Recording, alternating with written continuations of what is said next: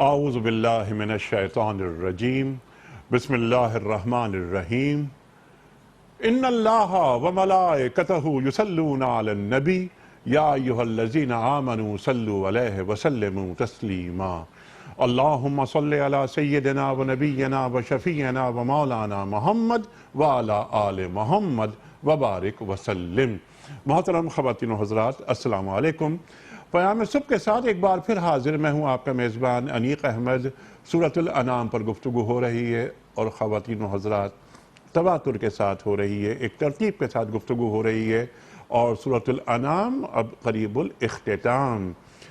164 اور 165 دو آیات باقی رہ گئی ہیں اس سورت کے مکمل ہونے میں۔ الحمدللہ ثم الحمدللہ ہم نے تفصیلاً گفتگو کروائی اپنے معزز علماء سے، اور اللہ تعالیٰ نے ہم سے یہ سورت بھی مکمل کروائی تقریباً بس یہ آج اور کل۔ آج 164 پہ ہم بات کروائیں گے اپنے علماء سے، اور کل 165ویں آیت پر بات ہوگی۔ سورۃ الانعام میں کل 165 آیات۔ اولین مخاطب مشرکین مکہ، گفتگو ہو رہی ہے، دلائل دیے جا رہے ہیں، توحید متعارف کروائی جا رہی ہے کہ مان لو مان لو مان لو۔ اور خواتین و حضرات، آپ اور ہم جانتے ہیں کئی مرتبہ یہ بات گفتگو میں آئی کہ مکی زندگی کا جو آخری دور ہے، اس دور میں یعنی کوئی نبوت کے 12ویں برس میں یہ صورت نازل ہوتی ہے، مکمل نازل ہوتی ہے، 70,000 فرشتوں کے ساتھ نازل ہوتی ہے، اور اسی رات سرکار دو عالم صلی اللہ علیہ وآلہ وسلم کاتبین کو بلواتے ہیں اور پوری صورت آپ قلم بند کرا دیتے ہیں۔ خواتین و حضرات، کل ہم نے بات کروائی اپنے معزز علماء سے، قل اننی ہدانی ربی الی صراط مستقیم کے حوالے سے بہت تفصیلاً گفتگو ہوئی، اور قل ان صلاتی و نسکی و محیای و مماتی للہ رب العالمین۔ اللہ اکبر۔ دلائل مکمل ہو رہے ہیں کہ سب کچھ اللہ کا ہے۔ آپ فرما دیجئے اے محمد صلی اللہ علیہ وآلہ وسلم، اچھا اللہ واسطہ بنا رہا ہے سرکار دو عالم صلی اللہ علیہ وآلہ وسلم کو کہ آپ فرما دیجئے کہ میری نمازیں، میری عبادتیں و نسکی، میری قربانیاں و محیایا، میری زندگی و مماتی، میری موت للہ رب العالمین، یہ سب اللہ کے لیے ہیں جو عالموں کا رب ہے۔ اللہ اکبر۔ خواتین و حضرات، اب معاملہ آگے بڑھ رہا ہے، اب بات آگے آ رہی ہے۔ 164ویں آیت، اس آیت کا جو شان نزول، ذرا اس کا تھوڑا سا پس منظر یہاں بات ہو رہی ہے کہ پھر کہ آپ فرما دیجئے اے اللہ کے رسول صلی اللہ علیہ وآلہ وسلم کہ میں اللہ کو چھوڑ کے کسی اور کی عبادت کروں، یہ کیسے ہو سکتا ہے؟ پوری ایک ترتیب کے ساتھ دلائل دیے جا چکے، پھر ان صلاتی و نسکی پہ بات مکمل ہو گئی۔ سب کچھ جب اللہ کا ہے تو میں کسی اور کو اپنا معبود تسلیم کس طرح کر سکتا ہوں؟ ولید بن مغیرہ یہ کہا کرتا تھا کہ اچھا ایسا کرو کہ تم دوبارہ آ جاؤ اپنے دین کو چھوڑ کر، جو گناہ ہوگا وہ سب ہمارے سر پر۔ خواتین و حضرات، آگے جو بات آ رہی ہے کہ وَلَا تَزِرُ وَازِرَةٌ وِزْرَ أُخْرَى، اس پر ہی بات کروائیں گے کہ جس کا اپنا گناہ ہوتا ہے، جس کا اپنا بوجھ ہوتا ہے، وہ وہی اٹھاتا ہے۔ اللہ اکبر۔ خواتین و حضرات، بہت ساری گفتگو اس ذیل میں ہوگی، ایک ایک بات پر رکیں گے، ایک ایک نقطے پر رک کر بات کروائیں گے اپنے معزز علماء سے، اور یہ آیت ہم سے آج کیا مخاطبت کر رہی ہے۔ دونوں معزز مہمان کراچی میں تشریف فرما ہیں، مفتی ارشاد احمد اعجاز صاحب، ممتاز عالم دین۔ خواتین و حضرات، عہد جدید کے جتنے مسائل، جملہ مسائل، ان پر گہری نگاہ اور قرآن اور سنت کی روشنی میں ان کا حل آپ عطا فرماتے ہیں۔ فارغ التحصیل دارالعلوم کراچی۔ اور تشریف فرمائے ہمارے دوسرے معزز مہمان محترم مفتی نذیر احمد خان صاحب، ڈائریکٹر ریسرچ بن نوریا ریسرچ اکیڈمی، کئی کتابوں کے مصنف، پیام صبح میں تشریف لاتے ہیں، اور ہمیشہ مفتی صاحب کے ذریعے ہم قرآن کریم سے قریب ہوتے ہیں۔ دونوں معزز مہمانوں کو خوش آمدید کہتا ہوا پروگرام کا آغاز کرنا چاہوں گا اللہ تعالیٰ کے بابرکت نام سے۔ سورۃ الانعام آیت نمبر 164۔ اعوذ باللہ من الشیطان الرجیم،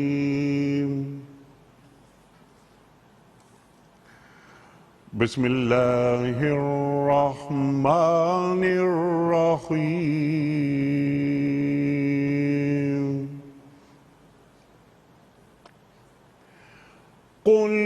غير الله أبغي ربا وهو رب كل شيء ولا تكسب كل نفس إلا عليها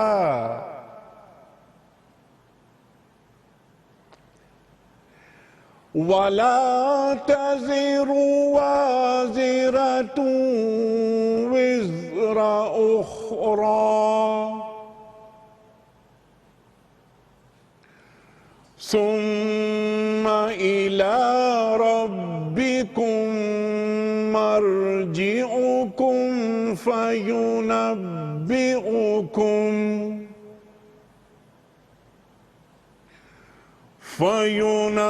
فينبئكم بما كنتم فيه تختلفون صدق اللہ العظیم۔ فرما دیجئے کیا میں اللہ کے سوا کوئی اور رب تلاش کروں، حالانکہ وہی ہر چیز کا رب ہے۔ ہر شخص جو کچھ کماتا ہے اس کا ذمہ دار وہ خود ہے۔ کوئی بوجھ اٹھانے والا دوسرے کا بوجھ نہیں اٹھاتا۔ پھر تم سب کو اپنے رب کی طرف پلٹنا ہے، اس وقت وہ تمہارے اختلافات کی حقیقت تم پر کھول دے گا۔ صدق اللہ العظیم۔ خواتین و حضرات، قبلہ مفتی ارشاد صاحب کی خدمت میں پہلا سوال رکھنے سے قبل کل کے پوچھے گئے سوال کا درست جواب، اور آج کا سوال، کل کا سوال یہ تھا کہ ام المومنین حضرت خدیجۃ الکبریٰ رضی اللہ تعالی عنہا کے والد کا نام کیا تھا؟ درست جواب خویلد۔ آج کا سوال نوٹ فرما لیجئے۔ حضرت یونس علیہ السلام مچھلی کے پیٹ میں کتنے دن تک رہے؟ 30 دن، 40 دن یا 60 دن؟ جو درست جواب آپ سمجھتے ہیں اور روانہ فرمائیے۔ ہمارے فون نمبرز ہیں 0092213400980۔ ہمارا دوسرا فون نمبر ہے 009221345270009۔ ہمارا ای میل ایڈریس ps@duniatv.tv۔ ہمارا SMS کا نمبر 3031۔ اور خواتین و حضرات، اگر آپ واٹس ایپ کے ذریعے کوئی سوال، کوئی ویڈیو کوئسچن ریکارڈ کروا کر بھجوانا چاہتے ہوں تو ضرور آپ بھجوائیے۔ ہم آپ کا سوال رکھیں گے اپنے معزز علماء کی خدمت میں۔ ہمارا واٹس ایپ کا نمبر ہے 009232182500194۔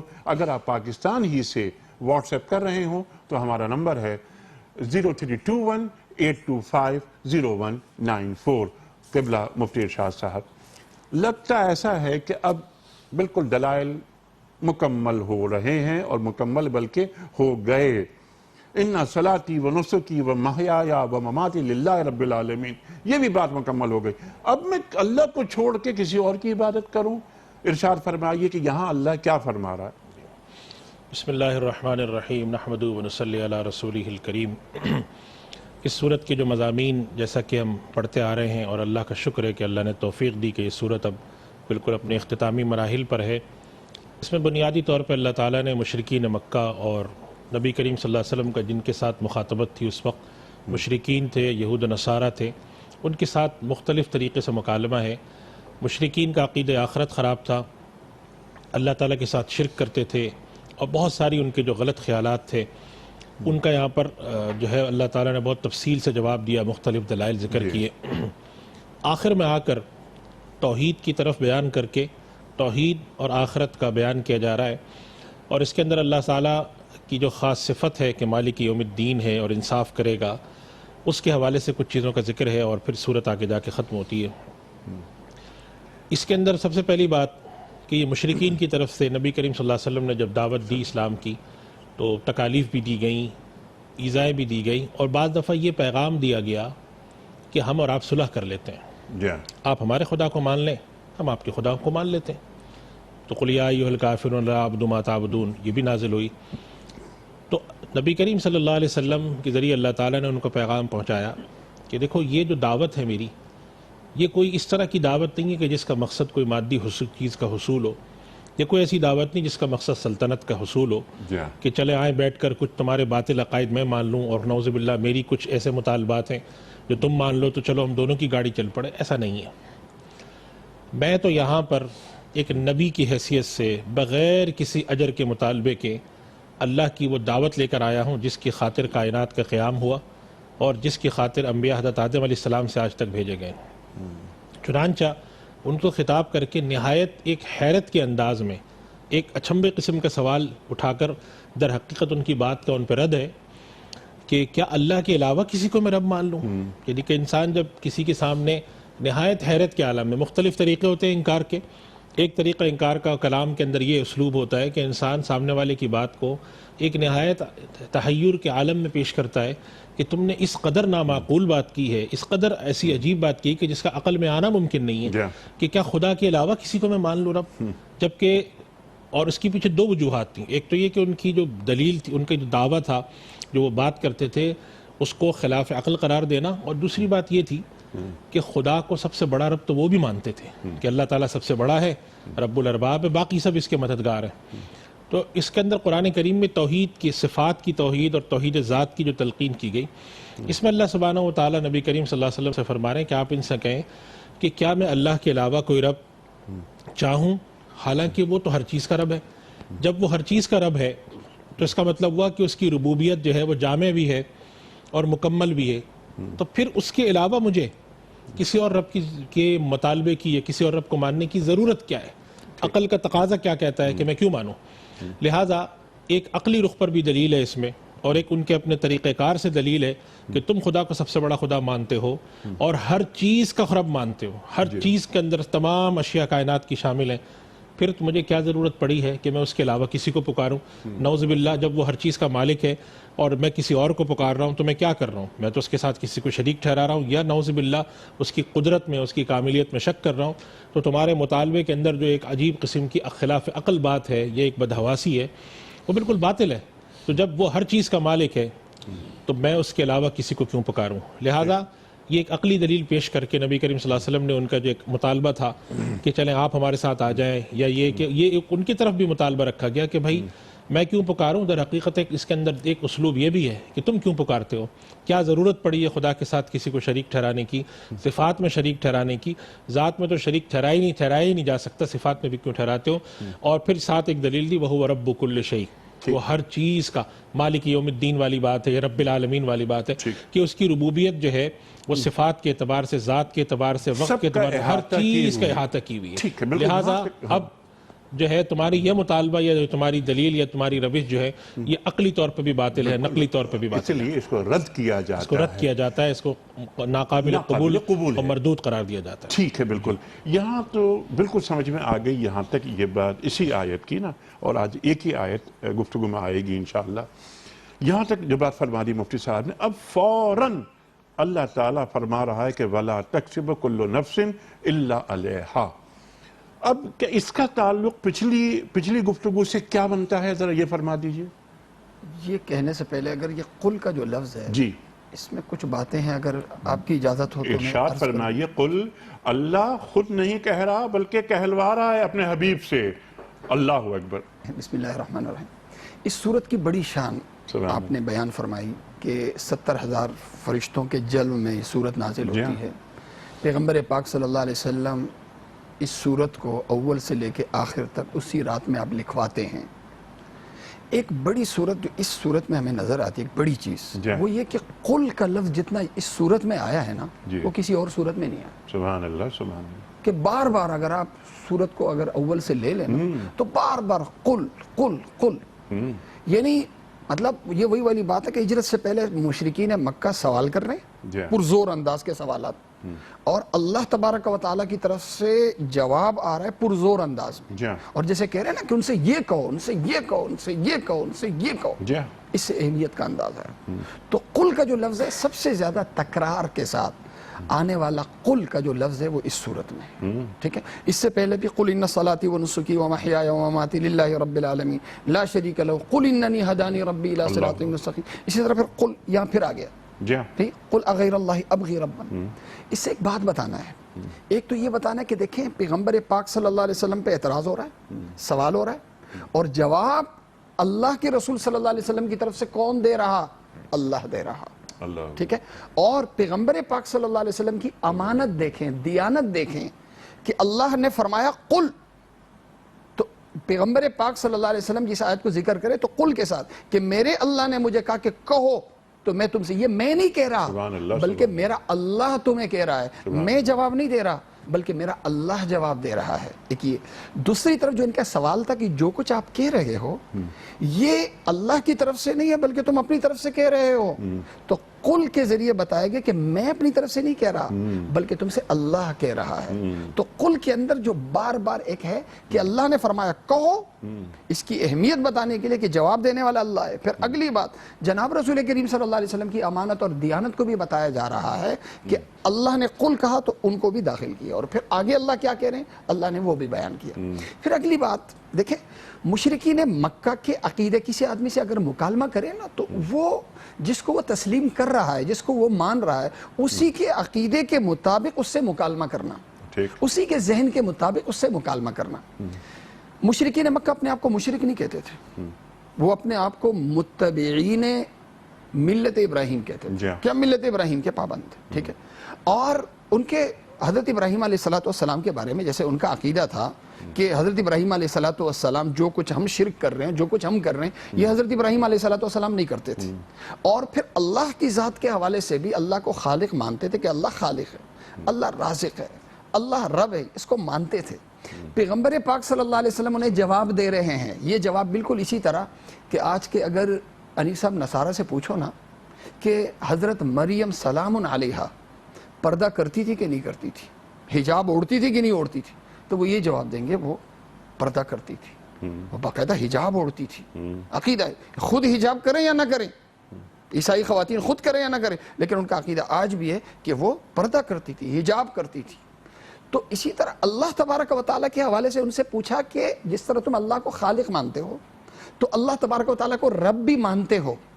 جب رب مانتے ہو اور اللہ ہر چیز کا رب ہے تو پیغمبر پاک صلی اللہ علیہ وسلم ان سے فرما رہے ہیں کہ جب ہر چیز کا رب تم اللہ کو مانتے ہو پھر کیا وجہ ہے کہ عقیدہ تو کہنا تو تمہارا یہ ہے، لیکن جب عمل آتا ہے اور ایک شخص یہ کہہ رہا ہو کہ میں صرف اللہ کو رب مانتا ہوں، اللہ کے علاوہ میں کسی کو مشکل کشا نہیں مانتا، تو اس وقت فوراً تمہاری طرف سے سوال آ جاتا ہے، تحفظات آ جاتے ہیں کہ اللہ ہی کو کیوں مان رہے ہو، اللہ کے علاوہ بھی مانو. تو یہ خود تمہارے عقیدے اور جس ملت کی طرف تم اپنے آپ کو منسوب کر رہے ہو یہ اس کے خلاف ہے. پھر انیس صاحب رب کا جو لفظ ہے نا، اللہ تعالیٰ دو الفاظ کو بار بار دلیل کے طور پر بیان کر رہے ہیں. ایک اللہ کا خالق ہونا، ایک اللہ کا رب ہونا. جس طرح اللہ کا خلق ہے نا، اللہ کے خلق میں اللہ کے برابر کوئی ہو ہی نہیں سکتا. اسی طرح اللہ رب ہے، اللہ کی ربوبیت میں کوئی اللہ کا شریک ہو ہی نہیں سکتا. ربوبیت کا مطلب کیا ہے؟ ربوبیت کا مطلب ہے پالنے والی ذات، حفاظت کرنے والی ذات، رکھوالی کرنے والی ذات، یہ رب ہے. ٹھیک ہے، بڑھوتری کرنے والی. اب دیکھیں کھانا ہے، ٹھیک ہے، کھانا زمین سے جو کچھ نباتات ہیں، نباتات، پانی ہے، جو میری ضروریات ہیں جو مجھے مہیا ہو رہی ہیں، اس کی تخلیق اور ضرورت کے مطابق ہر چیز کا مہیا کرنا، یہ کیا وسائل کے زور سے، کیا حکومت کے زور سے، کیا طاقت کے زور سے یہ چیزیں پیدا ہو رہی ہیں، یا کوئی ذات ہے جو پیدا کر رہی ہے؟ ٹھیک ہے. ایک ہے مجھ تک پہنچانا اور ایک ہے میرے لیے میری ضروریات کا پیدا کرنا. اللہ نے مجھے پیدا کیا ہے تو اللہ نے یوں نہیں چھوڑا، بلکہ جو میری ضرورتیں ہیں، میری سہولتیں، مثلا پانی میری بڑی ضرورت، کھانا میری بڑی ضرورت، سواری میری بڑی ضرورت، رہائش میری بڑی ضرورت، کپڑے میری بڑی ضرورت، یہ جتنی میری ضروریات ہیں جو سورہ نحل میں اللہ تعالیٰ نے اپنی ربوبیت کے 5 دلائل دیے ہیں، تفصیل کے ساتھ اللہ تعالیٰ نے بیان کی کہ مجھے بتاؤ کہ میری ربوبیت میں کوئی شریک ہو سکتا ہے. تو اللہ کے رسول صلی اللہ علیہ وسلم سے یہ کہلوایا جا رہا ہے کہ تم بھی اس طرح اللہ کے خالق ہونے کے قائل ہو، اسی طرح اللہ کے رب ہونے کے بھی قائل ہو. جب رب ہونے کے قائل ہو تو اکیلے اسی کو رب کیوں نہیں مانتے؟ جب عمل کا وقت آتا ہے تو پھر تمہارا عمل تبدیل ہو جاتا ہے، یا تمہاری جگہ اگر کوئی دوسرا شخص ہے اور وہ صرف اللہ ہی کو خالق مانتا ہے تو اسی طرح اللہ ہی کو رب مانتا ہے، تو فوراً تمہاری طرف سے یہ جو تحفظات آ جاتے ہیں یہ آنے نہیں چاہیے، کیونکہ یہ خود تمہارے عقیدے کے خلاف. سبحان اللہ، سبحان اللہ. بالکل یہاں پر واضح ہو گئی، بلکہ آپ ہی کی بات کو مزید واضح کر دیا جو آپ نے جس کا آغاز فرمایا تھا. اب میرا سوال یہ تھا، وہ سوال میں ریپیٹ کر رہا ہوں، آپ کی خدمت میں رکھ رہا ہوں کہ بنیادی گفتگو آپ دونوں نے تقریباً مکمل کر دی۔ جب یہ بات مکمل ہو گئی، ربوبیت سامنے آ گئی، اللہ تعالیٰ کا رب ہونا سامنے آ گیا، توحید پر دلائل آ گئے، اب یہاں پر اللہ تعالیٰ فوراً فرما رہا ہے کہ وَلَا تَكْسِبُ كُلُّ نَفْسٍ إِلَّا عَلَيْهَا اور وَلَا تَزِرُ وَازِرَةٌ وِزْرَ أُخْرَى۔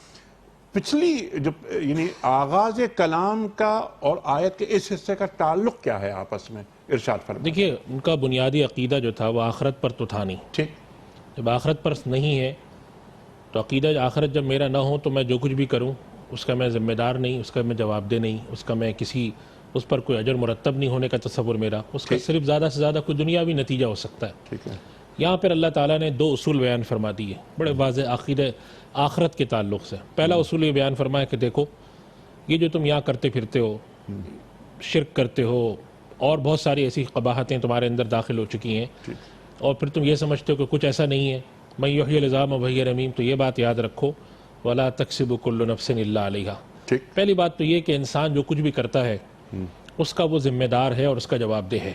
یہ نہیں ہو سکتا کہ تم اس دنیا میں کرو، یہاں پر اونچ نیچ بھی کرو، یہاں پر تم جو تمہارے تک پیغام خدا کا پہنچا ہے اس کی خلاف ورزیاں بھی کرتے رہو اور تم سمجھو کہ کوئی حساب ہی نہیں ہوگا، کوئی کتاب نہیں ہوگا۔ یہ بات ذہن سے نکال دو۔ جس رب کو متعارف کروایا جا رہا ہے تمہیں اس کے سامنے پیش بھی ہونا ہے، تو تمہارے ہر عمل کا کہ تمہارے پر ایک ذمہ داری عائد ہوتی ہے، اور اس ذمہ داری کے تحت تمہیں جس طرح کہ اس کا ایک مضمون حدیث میں بھی آتا ہے کہ کلکم راعٍ وکلکم مسئول عن رعیتہ، تم سوال ہوگا۔ تو یہ اس پر ہے کہ یہ بات یاد رکھو کہ اگر تمہارے ذہن میں یہ ہے کہ سوال نہیں ہوگا، ہم اٹھائے جائیں گے، نہیں اٹھائے جائیں گے، تو ایک بالکل اللہ نے کیٹیگوریکلی ایک میٹر آف پرنسپل بتا دی، دو پرنسپل یہاں بتا دی آخرت کے حوالے سے۔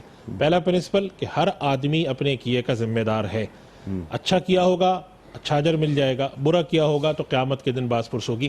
اللہ تعالیٰ قیامت میں کیا کرتا ہے؟ معاف کرتا ہے، سزا دیتا ہے، کم دیتا ہے، زیادہ کرتا ہے، وہ مالک یوم الدین ہے، وہ اس کا معاملہ ہے۔ لیکن ہمارا اصول یہی ہے، اور اسی بنیاد پر علماء نے اس سے بہت سے مسئلے نکالے ہیں کہ جب ہم دنیا میں بیٹھ کر کسی پر حکم لگاتے ہیں تو اس کے عمل پہ لگائیں گے، ہم اس کی ذات پر نہیں لگائیں گے۔ ہم کہیں گے کہ یہ کام جو وہ شخص کرتا تھا وہ غلط تھا، باقی یہ کہ اس کے ساتھ معاملہ خدا نے کیا کیا ہے، اور اسی وجہ سے علماء کہتے ہیں ہم کسی کو یہ نہیں کہیں گے وہ جنتی ہے یا جہنمی ہے، ہم یہ ضرور کہہ سکتے ہیں کہ اس کا یہ عمل صحیح تھا یا غلط تھا، کیونکہ قرآن صاف کہتا ہے وَلَا تَكْسِبُ كُلُّ نَفْسٍ إِلَّا عَلَيْهَا، جو شخص بھی انسان کرتا ہے اس کی ذمہ داری اٹھانی ہے، اور اگلا حصے میں بیان فرما دیا کہ کوئی کسی کا بوجھ نہیں اٹھائے گا۔ تو یہ بات یاد رکھو کہ یہ جو اونچ نیچ تمہاری اللہ نے رکھی ہیں کہ کسی کے پاس طاقت اور صلاحیت زیادہ ہے، کسی کے پاس قوت زیادہ ہے، دولت زیادہ ہے، اور اس کے نتیجے میں دنیا کے اندر تم بہت کچھ کرتے پھرتے ہو، تم میں سے کوئی طاقتور ہے تو وہ اپنی بات چلاتا ہے، اور پھر تم ظلم بھی کرتے ہو، ناانصافیاں بھی کرتے ہو، رسول کی تکذیب بھی کرتے ہو، یہ ساری باتوں کا تم سے محاسبہ بھی ہوگا۔ اور یہاں پر اگر کوئی تمہیں یہ ورغلاتا پھرتا ہے یا تم یہ سمجھتے ہو کہ ہماری کیا ذمہ داری، ہمارا بوجھ تو کوئی دوسرا اٹھا لے گا، یہ بالکل بدیہی بات، دو اصول یاد رکھنا قیامت کے بارے میں، ذمہ داری بھی تم پر ہے اور کوئی کسی کا بوجھ نہیں اٹھاتا، نہ باپ بیٹے کا اٹھائے گا، نہ ماں، وہ قرآن کریم میں جگہ جگہ اس کا ذکر آیا ہے، کوئی کسی کا بوجھ نہیں اٹھائے گا، ہر آدمی اپنے بوجھ کے ساتھ حاضر ہوگا، اور یہ اور بھی قرآن کریم میں جگہوں پہ بتا دیا۔ تو یہ اصول یاد رکھو۔ تو ان کے یہاں جو سردار یہ بات کہا کرتے تھے یا کوئی کہ ہم تمہارا بوجھ اٹھا لیں گے یا ہم اس طرح کی چیزیں کر لیں گے، یہ دو بنیادی باتیں عقیدہ آخرت کے حوالے سے اللہ سبحانہ و تعالیٰ نے کر دی، اور تیسری ایک اور بات بھی اسی آیت کے آخر میں کہ جب پھر تم اللہ کے ہاں پیش ہوگی تو کیا۔ تو عقیدہ آخرت اور عقیدہ توحید، یہ دو بنیادی خرابیاں جو ان کے اندر تھیں اس کے پر رد کر دیا اللہ نے۔ پہلی بات تو یہ کر دی کہ شرک کا کوئی سوال نہیں ہے، وہ خدا ایک ہے، اور جب وہ سب چیزوں کا مالک ہے تو کوئی سوال نہیں شرک کا۔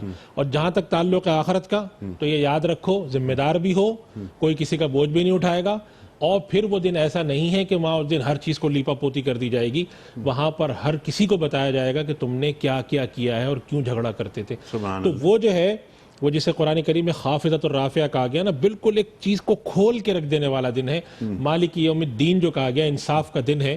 تو وہ اس معنی میں انصاف ہے کہ ہر چیز کھول کے رکھی جائے گی، ہر چیز تمہارے سامنے رکھی جائے گی، تو خدا سے ڈرو۔ تو یہ تین بنیادی چیزیں ہیں، اور چونکہ دلائل ختم ہو رہے تھے اور بات لپیٹی جا رہی تھی تو مشرکین کے اندر جو بنیادی خرابیاں تھیں اور اس کے اندر یہ تینوں باتیں تھیں کہ چلو بھئی ہم دنیا سے گئے تب کون اٹھائے گا ہمیں، کیا ہونا ہے، اور ہماری ذمہ داری فلاں اٹھا لے گا، ہمارے سردار کائے کو بنیں گے۔ سردار انہوں نے کہہ دیا کہ چلو جی میری دنیاوی ایک مقاصد کے حصول کے لیے تم میرا ساتھ دو اور باقی کوئی اگر ذمہ داری ہے تو میں اٹھا لوں. تو اللہ تعالیٰ نے یہاں پہ صاف تردید کر کے ایک بالکل صاف ستھرا عقل کے اصولوں کے مطابق انبیاء کی تعلیمات حضرت آدم علیہ السلام سے آج تک آ رہی تھیں اس کے مطابق ایک پیغام دے دیا عقیدہ آخرت کے بارے میں کہ عقیدہ آخرت میں چیزیں واضح بھی ہوں گی, کوئی کسی کا بوجھ بھی نہیں اٹھائے گا, اور جو کچھ تم یہاں کرتے ہو اس کی ذمہ داری بھی تمہیں اٹھانی ہے. اور شرک کا جہاں تک تعلق ہے تو اس شیخ کی بالکل بےخونی کر دی اللہ تعالیٰ نے عقلی رخ پر. تو یہ 3 بنیادی باتیں آخرت اور اس کے حوالے سے ہیں, اور اسی کے پر مزید تفصیل آگے چلے گی کہ یہ جو باتیں ہیں بظاہری چھوٹی چھوٹی باتیں وَلَا تَكْسِبُ كُلُّ نَفْسٍ إِلَّا عَلَيْهَا, لیکن ایک بہت بڑا پیغام ہے. یہ نہیں ہے کہ مشرکین مکہ کے لیے میرے اور آپ کے لیے بھی ہے کہ ہر شخص کو کلکم راعٍ وکلکم مسئول عن رعیتی, اس کے تحت ہمارے ظاہری اعمال, ہمارے باطنی اعمال, دل کے اندر چھپی ہوئی باتیں, ان سب کے بارے میں آتا ہے کہ دیکھو قیامت کے دن اس کی ذمہ داری اٹھانی ہے تمہیں. سبحان اللہ, بھاگ نہیں سبحان سکوگے اللہ. یہ آپ نے بہت اہم بات اٹھائی کہ اس میں ہم سے کیا مخاطبت ہو رہی ہے. یہاں تو مشرکین کا ذکر ہم کر رہے ہیں نا کہ صرف انہی سے باز پرس نہیں ہوگی. مشرکین کے بعد ہم اور ہم سے پہلے درمیان میں ایک اور ہیں, وہ ہے عقیدہ تثلیث کہ عیسیٰ چڑھ گئے سولی پر اور انہوں نے کفارہ ادا کر دیا ہم سب کا.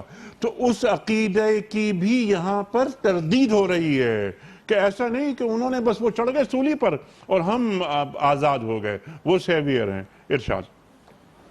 حضرت مفتی صاحب نے ماشاءاللہ بہت ہی اچھے انداز میں اس پر روشنی ڈالی کہ ہم جب آیتیں پڑھتے ہیں تو عموماً جن سے مخاطبت یا جنس کے تعلق سے آیت نازل ہوتی ہے ہم انہی پہ فٹ کر دیتے ہیں اور ہم خود پیچھے اپنے آپ کو بچا دیتے ہیں کہ ہم سے متعلق نہیں. یا اللہ تبارک و تعالیٰ ایک اصول بیان کر رہے ہیں. اصول 2. اصول نمبر 1, کرنے والا ہی اپنے کیے کا ذمہ دار. ٹھیک. اصول نمبر 1. ٹھیک ہے, ایک آدمی نے جو کیا وہ اپنے کیے کا ذمہ دار ہے. اچھا کیا تو بدلہ اچھا ملے گا, برا کیا تو اس کا صلہ برا ملے گا.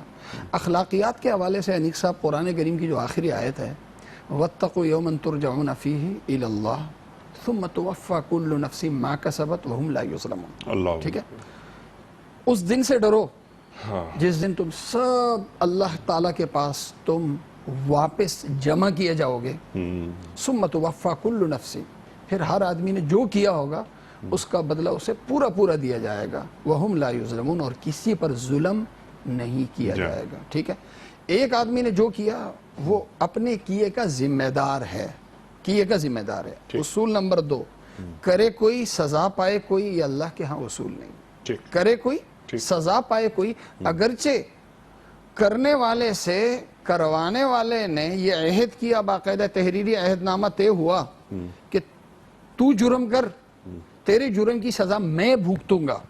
معاہدہ کیا اس نے, لکھ لیا اس سے, لیکن پھر بھی یہ اللہ کے یہ جو معاہدہ, یہ اللہ کا جو اصول ہے, یہ اللہ کے اصول کے خلاف ہے. اس لیے اگر کوئی کسی نے کہا بھی اس کی کوئی حیثیت نہیں. کیوں؟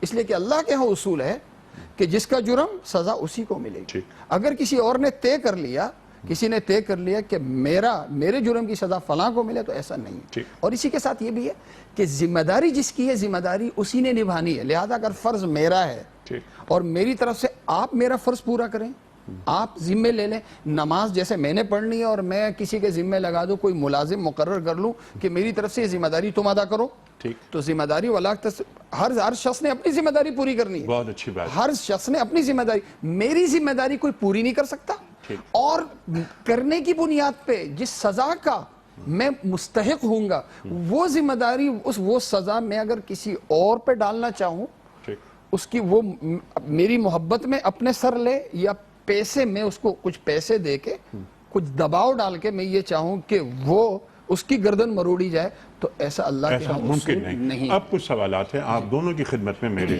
پہلا سوال میرا یہ ہے کہ ایک ہوتا ہے دعائے مومن برائے استغفار مومن, اس کی کوئی گنجائش ہے؟ دعائے مومن برائے استغفار مومن, کہ بندے مومن کے لیے استغفار جی جی. اچھا, یہ اس سے پہلے یہ جو آپ کی بات ہے نا, اسی کو لیتے ہوئے کہ میں اگر کسی کے لیے دعا کروں اور دعا کروں کہ اللہ تو ان کو معاف کر دے, ٹھیک ہے, اے اللہ مغفرت کی دعا مانگی جا رہی ہے, مغفرت کی دعا مانگی جا رہی ہے, تو یہ مراد ہے آپ کی؟ جی جی جی بالکل.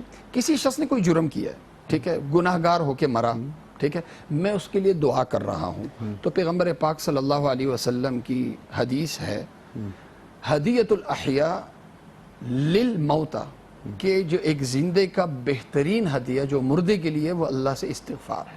جی سب سے بڑی دعا جو ایک زندہ مردے کے لیے کرے وہ اللہ تعالیٰ سے مغفرت کی دعا کرے. سبحان اللہ. مغفرت کی دعا کیا ہے؟ مغفرت کی دعا یہ ہے کہ اے اللہ جن گناہوں کی وجہ سے یا جن ذمہ داریوں کو نہ نبھانے کی وجہ سے اے اللہ جن سزاؤں کا یا جس عذاب کا یہ مستحق ہو سکتا ہے اے اللہ آپ اس سزا کو معاف کر دیں. سبحان اللہ. یہ نہیں کہ میرے ذمہ ڈال دیں. ٹھیک. آیت بالکل الگ بات کہتی ہے. یہ نہیں جی. کہ اللہ جی. پھانسی اس کو ہو رہی ہے اس کے بجائے مجھے پھانسی چڑھا دو. ٹھیک ہے بجائے اس کو ان کے گناہوں کی سزا دینے کے اللہ سزا مجھے دے دو. یہ اور بات ہے, یہاں نفی ہو رہی ہے. لیکن میں یہ کہوں کہ اے اللہ آپ کی اس سے اگر ناراضگی ہے, اے اللہ اس سے اگر برے اعمال ہوئے ہوں, اے اللہ جو فرائض چھوٹے ہوں, اے اللہ آپ غفور الرحیم ہیں, اے اللہ آپ اس کو معاف کر دو. سبحان تو اللہ. یہ جو دعا ہے یہ تو دین مجھے ترغیب دیتا ہے. پیغمبر پاک صلی اللہ علیہ وسلم کی بھرپور ترغیب ہے کہ ایک زندہ مردے کے لیے اگر بہترین تحفہ بھیج سکتا ہے تو وہ کیا بھیجے؟ وہ استغفار کا بھیجے. سبحان اللہ سبحان اللہ. اس کے ساتھ ساتھ وہ اولاد جو والدین کے لیے, مرحوم والدین کے لیے دعا کرتی ہے, اس کا کیا حیثیت, کیا مقام ہے اس کا؟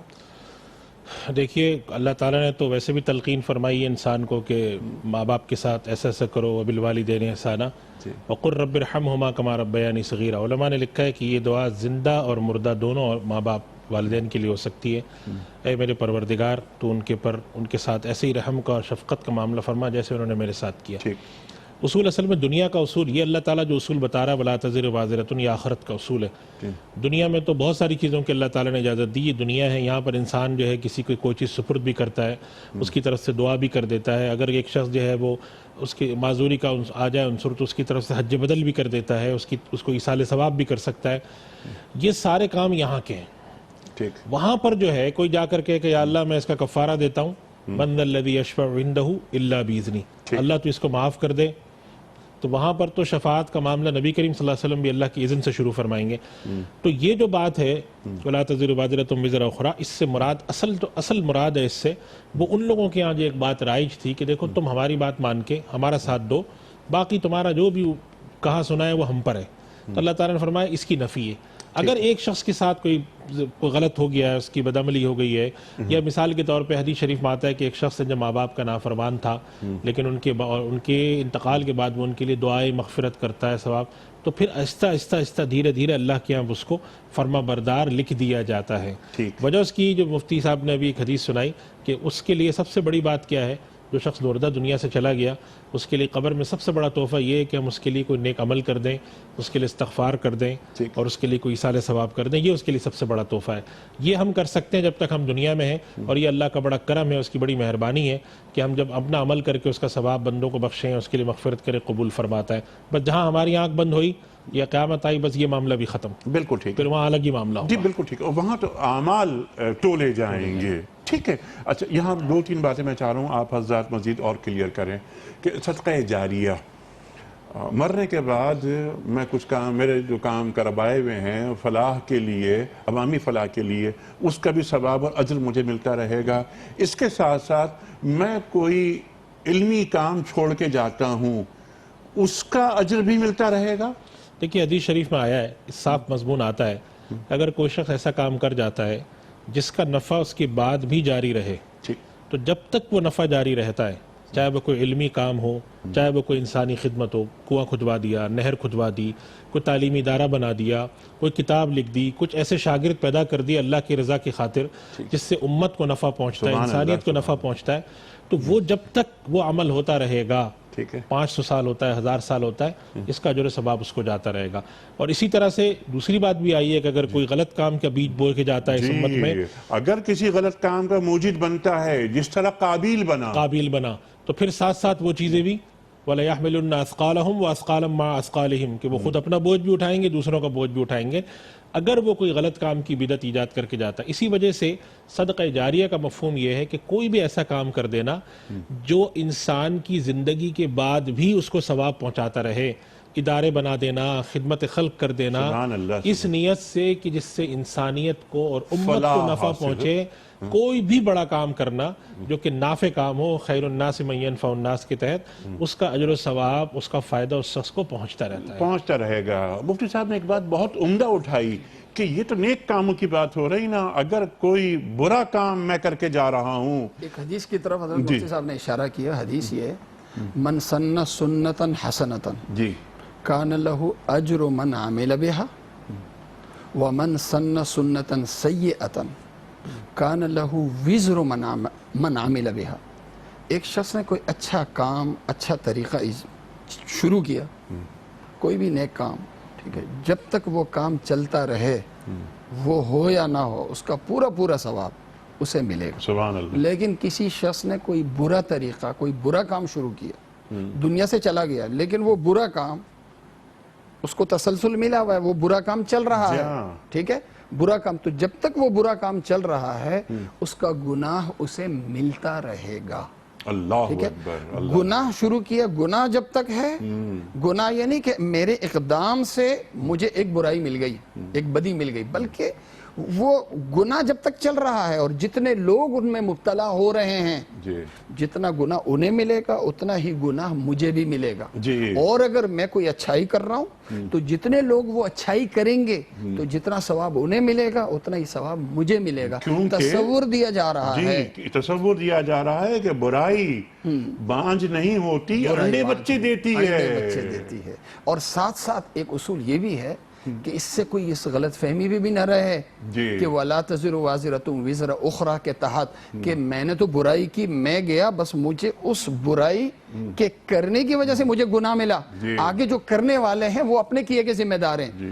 اگلی آیت جو حضرت مفتی صاحب نے پڑھی وَلَا يَحْمِلُنَّ أَثْقَالَهُمْ وَأَثْقَالًا مَعَ أَثْقَالِهِمْ، ٹھیک ہے، ایک ہے، اور قرآن کریم نے یہ بھی بتایا کہ ضال ایک گمراہ ہونا اور گمراہ کرنا، ٹھیک، لِيَحْمِلُوا أَوْزَارَهُمْ، تو ایک ہے کہ میں نے کوئی عمل کیا اور خود میں نے گمراہی اختیار کی اور دوسروں کی گمراہی کا میں سبب بنا، دوسروں کو گمراہی پہ میں لے آیا ہوں، میری دو برائیاں ہیں، خود بھی غلط، دوسروں کو بھی غلط کیا، خود بھی گمراہ، دوسروں کو بھی گمراہ کیا، خود بھی غلط راستے پہ چلا، دوسروں کو بھی چلایا۔ یہ چلنے والے خواہ میری اولاد ہو، خواہ میرے محلے کے لوگ ہوں، خواہ میری زندگی میں یہ لوگ ہوں یا میرے بعد ہوں، ٹھیک ہے، وہ کوئی بھی کام ہو سکتا ہے، وہ ناچ گانا بھی ہو سکتا ہے، وہ ننگا پن بھی ہو سکتا ہے، وہ کوئی شراب خانہ بھی ہو سکتا ہے، بے حیائی کا کوئی اڈہ بھی ہو سکتا ہے، کوئی بھی کام۔ لہذا ہر کام شروع کرنے سے پہلے یہ جو آگے ہے نا فَيُنَبِّئُكُمْ، سامنے ایک احتساب، ٹھیک ہے، یہ موت جو ہے نا، یہ آنکھیں جو بند ہوتی ہے اللہ کے حضور پیش ہو، یہ جو تصور آخرت ہے انیق صاحب، تصور آخرت اگر یہ سامنے زندہ ہے نا، ایک عقیدے میں موجود ہے کہ اللہ کے سامنے میں نے پیش ہونا ہے، اور وہ یہ جو دو اصول سے پہلے، یہ جو دو اصول ہے نا، وَلَا تَكْسِبُ كُلُّ نَفْسٍ إِلَّا عَلَيْهَا وَلَا تَزِرُ وَازِرَةٌ وِزْرَ أُخْرَى، یہ جو دو اصول اللہ نے بیان کیے نا، اگر یہ دونوں اصول مستحضر ہوں تو شاید کسی مسلمان سے، کسی انسان سے برائی نہ ہو۔ سبحان اللہ، کسی مسلمان سے، اور پھر آپ نے فرمایا کسی انسان سے کہ برائی نہ ہو، اگر یہ عقیدہ آ جائے۔ ثُمَّ إِلَىٰ رَبِّكُمْ مَرْجِعُكُمْ، یہاں پہ پہنچنا ہے، حاضری ہے، پیش ہونا ہے اپنے رب کے سامنے۔ پھر جیسا فرمایا آپ نے يُنَبِّئُكُمْ، وہاں بتا دیا جائے گا بِمَا كُنْتُمْ فِيهِ تَخْتَلِفُونَ۔ اب یہاں پر تختلفون کہ وہاں یہ اچھا بتایا جائے گا، اعمال کی بات تو ہو گئی بہت ساری، تختلفون کہ تم کس طرح اختلاف کرتے رہے۔ اختلاف کن معنوں میں مفتی صاحب؟ جی، میں ایک اس پر بھی گفتگو کرتا ہوں، مفتی نذیر صاحب نے ایک بات کی، نقطہ میں اس پہ بتلاؤں، اور یہ حدیث شریف جو میں نے ابھی گفتگو کے دوران بھی عرض کی تھی، نبی کریم صلی اللہ علیہ وسلم نے فرمایا ہے کہ تم میں سے ہر شخص نگہبان ہے قیامت تک، اور قیامت کے دن اس کی زیر نگہبانی لوگوں کا سوال کیا جائے گا۔ ہمارے یہاں اولاد کو تربیت دینے میں ان کو دیانتداری، ان کو سچائی، ان کو دین پر چلنا سکھانے کو اب بے معنی سمجھا جاتا ہے۔ ہم نے اپنے بڑوں کو تو یہ دیکھا کہ سچائی اور صدق کی تلقین کی جاتی تھی، آج اپنے اولاد کو بعض لوگ تلقین کرتے ہیں کہ بیٹا آج کی دنیا میں یہی ہوتا ہے، یہی کرو۔ یہ غلط چیز ہے، یہ بات ذہن میں رکھنی چاہیے، اولاد جب تک کرتی رہے گی آپ کے نامہ اعمال میں وہ کھاتہ میں جاتا رہے گا۔ مفتی صاحب آپ نے تو فرمایا کہ غلط چیز ہے، آپ نے بہت ہی، میرا خیال ہے کہ بہت ہی ایک ہلکا سا لفظ استعمال، یا آپ جان کی امان پاؤں تو میں عرض کروں کہ گھر میں میرے گھر میں اگر میری اولاد حرام لے کر آ جائے تو میرے لیے ڈوب مرنے کا مقام ہے. بالکل ایسی بات. غلط چیز ہے. تم یہاں اس گھر میں داخل کیسے ہوئے حرام کمائی کے ساتھ؟ بالکل. یہ غلط بات نہیں, یہ گناہ ہے. گناہ ہے. اور تم ہمارے پیٹ میں, یعنی ماں کے پیٹ میں اور باپ کے پیٹ میں یہ حرام ڈالو گے؟ جی بالکل اس طرح کا ہمارے یہاں. لیکن اب وہ چیز ختم ہوتی جا رہی ہے. تو یہ بات یاد رکھنی چاہیے کہ وہ بوجھ ہم اٹھائیں گے. اور یہ جو آپ نے قیامت کے بارے میں سوال اٹھایا, یہ ایک بہت عجیب و غریب بات ہے. یہ قرآن کریم میں کئی جگہ بیان ہوئی ہے کہ تم جو آپس میں اختلاف کرتے تھے, تو یہ پھر قیامت کے دن اللہ بیان واضح کر دے گا سب چیزیں. اس سے کیا معلوم ہوا؟ اس سے ایک بات نقطہ ہمیں معلوم ہوا کہ اللہ تعالیٰ نے جو انسانوں کو جو اللہ تعالیٰ نے ہدایت عطا فرمائی, اس کے اندر کچھ گوشے ایسے رکھے ہیں جس میں انسانوں کو آپس میں اختلاف معنی رکھنے کی اجازت ہے کہ ان کی دو رائے ہوں. بہت ساری چیزیں اللہ تعالیٰ نے قرآن کریم میں اس طرح واضح نہیں کی تاکہ امت میں سہولت پیدا ہو. ایک نے یہ رائے اختیار کی, ایک نے یہ رائے اختیار کی, ایک نے یہ رائے اختیار کی. اور ایک اختلاف وہ ہے جو کہ شقاق اور جھگڑے کا سبب بنتا ہے, جس کے اندر لوگ ایک دوسرے کے حق ضائع کرتے ہیں, جان و مال کے در پہ ہوتے ہیں. اور یہ بنی اسرائیل میں بھی تھا. قرآن کریم میں پہلے سپارے میں ذکر آتا ہے ان کا کہ وہ انہی لوگوں کو, اپنے ہی مسلک کے لوگوں کو, اپنے ہی ایمان والے لوگوں کو قید بھی کیا کرتے تھے, کفارے بھی دیا کرتے تھے. تو اللہ تعالیٰ فرماتے ہیں کہ دیکھو قیامت کا دن ایک ایسا دن ہے وہاں تمہارے سارے جزا سزا کے فیصلے تو ہوں گے ہی ہوں گے, انصاف بھی ہوگا. اس دن اللہ تعالیٰ یہ جن چیزوں میں تم اختلاف کیا کرتے تھے اور اختلاف کی حدود کو پھاند کر آگے جایا کرتے تھے, جس کے نتیجے میں تم ظلم کے مرتکب ہوتے تھے, یہ تمہیں اس دن بھی بتا دیا جائے گا. اور یہ انیس صاحب ہم سب کے لیے بڑی ایک آنکھ کھولنے والی آیت ہے.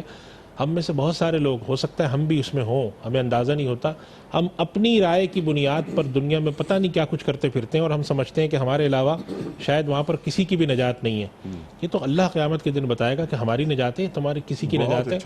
تو اس وجہ سے یہ بات ہمیں ذہن میں رکھنی چاہیے کہ یہ جو اسلام کا ایک دائرہ ہے, اور کیا وجہ ہے کہ علماء کرام یہ بات کرتے تھے کہ اگر کسی شخص میں کفر کی 99 وجوہات ہیں اور ایک وجہ بھی ایمان کی ہے, تب بھی کافر نہیں کہیں گے. یہ جو چیز تھی ہمارے یہاں, یہ دائرہ بہت سکڑ گیا ہے. میں یہ نہیں کہہ رہا کہ ایک آدمی اگر اسلام کا دشمن ہے, قرآن کا دشمن ہے, حدیث کا دشمن ہے, نبی کا دشمن ہے, میں اس کو پھر بھی مسلمان کہتا رہوں, میں یہ نہیں کہتا. لیکن میں یہ ضرور کہوں گا کہ یہ جو ہم نے اپنا دائرہ تنگ کرتے کرتے کرتے تقریباً سب کو باہر نکال دیا ہے. میں ایک دن سوچ رہا تھا 6-7 ارب دنیا کی آبادی ہے, اس کے اندر اگر 2 ارب مسلمان ہیں تو اس کے اندر تفریق کے لحاظ سے دیکھیں تو شاید 1-1.5 کروڑ کے علاوہ تو اس وقت ساری دنیا جہنمی ہو جاتی ہے. تو یہ جو ہم نے ایک فکر پیدا کی ہوئی ہے اختلاف کی, یہ وہ فکر ہے کہ جو اللہ تعالیٰ کو پسند نہیں ہے. اور نبی کریم صلی اللہ علیہ وسلم نے اس کے اوپر سختی سے ممانعت فرمائی. آپ صلی اللہ علیہ وسلم نے یہ فکر تو چھوڑیں, آپ صلی اللہ علیہ وسلم نے صرف عصبیت کی, قومیت والی فکر, جو کہ انسان کے خون کے اندر بھی بہرحال کسی نہ کسی درجے قوم سے, وطن سے محبت ہوتی ہے, اس تک کو پسند نہیں فرمایا. اور جہاں ایسی کہیں آواز اٹھی تو آپ نے فرمائی کیا جاہلیت کی آواز ہے. تو آپ صلی اللہ علیہ وسلم کیا اس بات کو پسند فرماتے کہ اس کے دین کے نام لیوا جو ہیں وہ ایک دوسرے کے ساتھ ایسا کریں اور اس کو کرتے ہوئے وہ ثواب سمجھیں, ایک دوسرے کے گلے کاٹتے ہوئے. تو اللہ تعالیٰ فرماتا ہے, اس سے معلوم ہوتا ہے کہ یہ ایک ایسا جرم ہے کہ باقی جرموں کی تو وضاحت اللہ کرے گا ہی کرے گا, یہ جرم الگ طریقے سے بتایا جائے گا کہ تم لوگ کیا کرتے تھے. اور میں اکثر دیکھتا ہوں اور اللہ سے پناہ مانگتا ہوں کہ اللہ تعالیٰ ہمیں محفوظ رکھے. کچھ لوگوں کا مشغلہ انیس صاحب یہ رہ جاتا ہے کہ وہ ایک دوسرے میں کے فرقوں کی باتوں کو کر کے پھیلا کے لڑاتے ہیں, اور سمجھتے ہیں کہ ہم دین کی خدمت کر رہے ہیں. وَهُمْ يَحْسَبُونَ أَنَّهُمْ يُحْسِنُونَ صُنْعًا, ہم بڑا کام کر رہے ہیں. اس آیت سے ہمیں سمجھنا چاہیے, کیا پتہ ہم قیامت کے دن اللہ کے آگے کھڑے ہوں, اللہ تعالیٰ یہ بات ہم سے فرمائے کہ میرے کلام میں تو دونوں باتوں کی گنجائش تھی, تم کو کس نے حق دیا تھا؟ قُلْ مَنْ حَرَّمَ زِینَةَ اللَّهِ, اللہ تعالیٰ نے یہ فرمایا کہ تمہیں کس نے حق دیا کہ تم اللہ کی حلال کی بھی چیز کو حرام کرو. جب میں نے ایک چیز کی اجازت دی تھی اور اس کے اندر دونوں باتوں کی گنجائش تھی, تو تمہیں کس نے کہا تھا کہ تم ایک بات کو حتمی کہہ کر دوسرے کو جہنمی قرار دو؟ ایک بات یہ, اور مفتی صاحب کنکلوڈ فرما دیجئے کہ آج ہم نے کیا سیکھا. آپ ہی کی بات کو آگے بڑھاتے ہوئے مفتی صاحب نے ایک بہت اہم نقطہ اٹھایا کہ میں دوسرے کی نیت پر شک نہ کروں کہ حقیقت کبریٰ تک رسائی صرف میری ہی ہے, میں ہی حق پر ہوں, سامنے والا اس کا مکتب فکر کچھ اور بھی ہو سکتا ہے. اختلاف کی بات ہو رہی ہے نا, کہ اللہ بتا دے گا اس دن کہ تم کتنا اختلاف اور کہاں اختلاف کرتے رہے. کیا دین مجھے سامنے والی کی نیت پر شک کرنے کی گنجائش دیتا ہے؟ بالکل نہیں دیتا. یہاں جو اختلاف, یعنی کتنی سخت وعید آئی, فَيُنَبِّئُكُمْ بِمَا كُنْتُمْ فِيهِ تَخْتَلِفُونَ, جس میں تم اختلاف کرتے تھے. یعنی اختلاف کے حوالے سے خاص طور پر اللہ تبارک و تعالی ہماری خبر لیں گے. یہ جو اختلاف ہے, اختلاف کا یہاں جو مطلب ہے وہ یہ ہے کہ میں کسی کو اپنے سے کاٹوں، ٹھیک ہے، کسی کو اپنے سے کاٹوں، یا تو کاٹوں میں اپنی رائے الگ کر کے کہ یار میری رائے یہی رائے اور باقی جو تم ہو نا تم صفر ہو، زیرو، ٹھیک، یا تو علم کی بنیاد پر یا طاقت کی بنیاد پر یا قومیت کی بنیاد پر یا دین کی بنیاد پر میں کسی کو اپنے سے الگ کر کے خود کو بڑا ظاہر کر دوں۔ طبقاتی تقسیم یہ بھی اسی اختلاف کا نتیجہ ہے، جی، قوم پرستی یہ بھی اسی اختلاف کا نتیجہ ہے، مسلک پرستی یہ بھی اسی اختلاف کا بہت نتیجہ اچھی ہے۔ بات۔ جتنا بڑا مسئلہ اس وقت امت میں ہے یہ آیت بتاتی، سب سے بڑا مسئلہ کہ آپس کا توڑ ہے۔ یہ جو توڑ انتشار کی جو بڑی وجہ ہے یہ اختلاف ہے جس پر وعید اللہ تبارک و تعالی ہمیں سنا رہے ہیں۔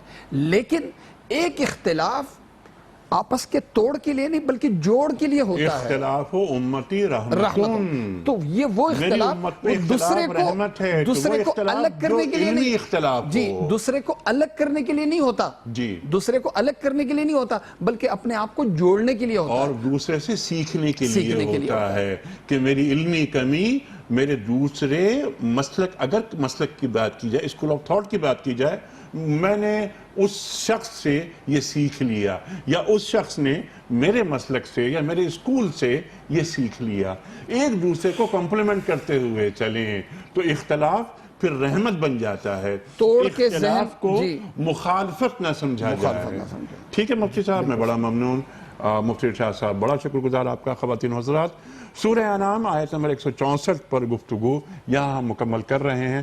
اب صرف ایک آیت اس سورت کی باقی رہ گئی، 165، جس پر کل ہم بات کروائیں گے اپنے معزز علماء سے۔ خواتین و حضرات، کتنی اہم گفتگو دیکھیے ہمارے علماء نے عطا فرمائی۔ اب اگلی آیت جس پر یہ سورت مکمل ہو رہی ہے، اللہ تعالیٰ بیان فرما رہا ہے کہ میں نے تمہیں خلیفہ بنایا، میں ہی تمہیں خلیفہ بنا رہا ہوں۔ اب دیکھیے انسان کے مقام کو کتنا بلند کر رہا ہے اللہ تعالیٰ، پھر کچھ درجات، کچھ چھوٹے کچھ بڑے، کس لیے کہ تمہاری آزمائش ہو، لِيَبْلُوَكُمْ أَيُّكُمْ أَحْسَنُ عَمَلًا، اس پر بھی ہم کئی دفعہ بات کروا چکے ہیں۔ خواتین و حضرات، اللہ تعالیٰ ڈھیل دیتا ہے لیکن اللہ تعالیٰ فرما رہا ہے کہ میں پھر پکڑنے میں بھی بہت سریع العقاب کی بات ہے کہ میں بہت تیز ہوں، میں بہت جلدی پکڑ لیتا ہوں۔ اس پہ بھی سوالات رکھیں گے انشاءاللہ کل اپنے علماء کی خدمت میں، اور کل الحمدللہ ثم الحمدللہ انشاءاللہ کل یہ سورت مکمل ہو جائے گی، اور پرسوں سے ہم سورہ آراف پر بات کروائیں گے اپنے علماء سے۔ کوئز، کل کا سوال یہ تھا کہ ام المومنین حضرت خدیجہ الکبریٰ رضی اللہ تعالی عنہ کے والد کا کیا نام تھا؟ درست جواب خویلد۔ آج کا سوال نوٹ فرما لیجئے۔ حضرت یونس علیہ السلام مچھلی کے پیٹ میں کتنے دن تک رہے؟ 30 دن، 40 دن یا 60 دن؟ جو درست جواب آپ سمجھتے ہوں روانہ فرمائیے۔ ہمارے فون نمبرز ہیں 009221343 00980، ہمارا دوسرا فون نمبر ہے 0092213452709، ہمارا ای میل ایڈریس ps@duniatv.tv، ہمارا SMS کا نمبر 3031، اور خواتین حضرات اگر آپ واٹس ایپ پر ہمارے معزز مہمانوں کی خدمت میں کوئی بھی ویڈیو کوئسچن رکھنا چاہتے ہوں تو ضرور بھجوائیے۔ ہمارا واٹس ایپ کا نمبر ہے 009232182509194۔ اگر آپ پاکستان ہی سے واٹس ایپ کر رہے ہیں تو ہمارا نمبر ہے 032182509194۔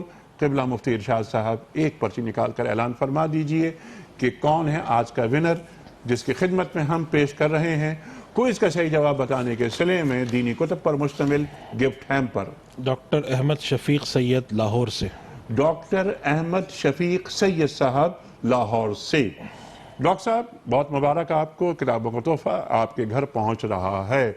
اختتام ہوتا ہے پیام صبح کا روزانہ ایک قول پر، اور وہ قول ہوتا ہے صاحب نہج البلاغہ امیر المومنین حضرت علی مرتضیٰ کرم اللہ وجہہ کا۔ آپ فرماتے ہیں کہ جس شخص نے اپنے علم کے ذریعے اپنی جہالت سے جنگ کی اسے بابرکت حصہ مل گیا۔ جس شخص نے اپنے علم کے ذریعے اپنی جہالت سے جنگ کی اسے بابرکت حصہ مل گیا۔ اللہ اکبر، اللہ اکبر۔ کل تک کے لیے اپنے میزبان انیق احمد کو اجازت، خدا حافظ۔